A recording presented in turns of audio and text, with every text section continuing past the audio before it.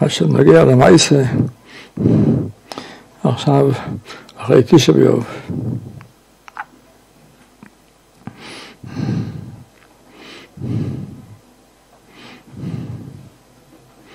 חשוב לדעת שאין זמן של פטור ותרא. יש צורך במנוחה, אבל לא פרק אסון. לא פרק אסון. הפרק המנוהל תרא, נעשה מאוד יותר גרוע, מלכות וחרס. לא ידוע שאת בבין הזמנים שעברו, זה זמן שאין על זכות התרא. היו דברים מאוד לא טובים בין הזמנים. דברים לא טובים.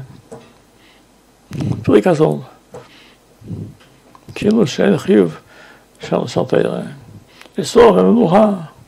זה הצורך, צריך מנוח.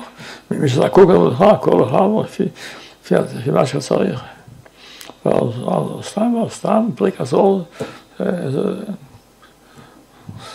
זה חטא.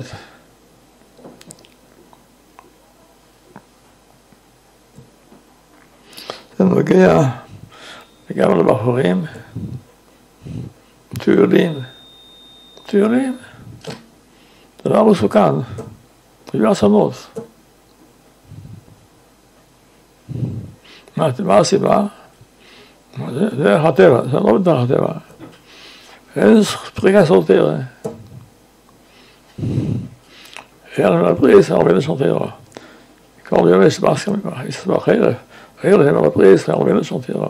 אין להם לפריס. אין להם לפריס, הרבה לשון תרא. זה הסיבה.